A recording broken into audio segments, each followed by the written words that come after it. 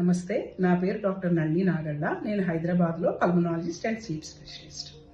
మన ఊపిరితిత్తుల మీద మన ఆహారం ప్రభావం ఎలా ఉంటుంది పార్ట్ 2 తెలుసుకుందాం.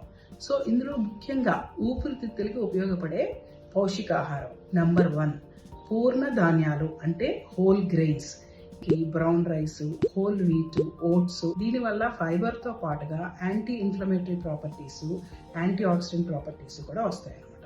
అయితే ఇందులో మనము బాగా పాలిష్ చేసిన రైస్ కానీ బ్రెడ్స్ కానీ ఇట్లాంటివన్నీ తీసుకుంటే ఆ బయట పొరలు ఏవైతే న్యూట్రిషన్కి ఫైబర్కి కాంట్రిబ్యూట్ చేస్తాయో అవన్నీ పోతాయి.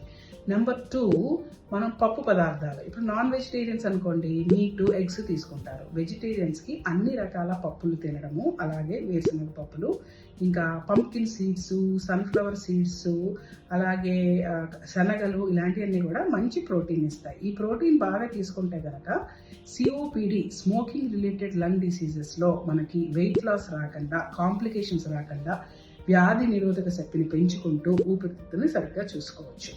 మూడవది ఫ్రూట్స్ అండ్ వెజిటబుల్స్. ఇవి rich source of fibre, antioxidants and anti inflammatory అనమాట. అలాగే ఒమేగా 3 ఫ్యాటీ యాసిడ్స్. మామూలుగా నాన్ వెజిటేరియన్స్కి ఫిష్, సాల్మన్ ఫిష్లో ఒమేగా 3 ఫ్యాటీ యాసిడ్స్ వస్తాయి.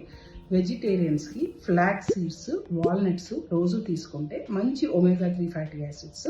వీటి వల్ల ఇన్ఫ్లమేషన్ అనేది తగ్గుతుంది అనమాట. యాంటీ ఆక్సిడెంట్స్గా కూడా పనిచేస్తాయి.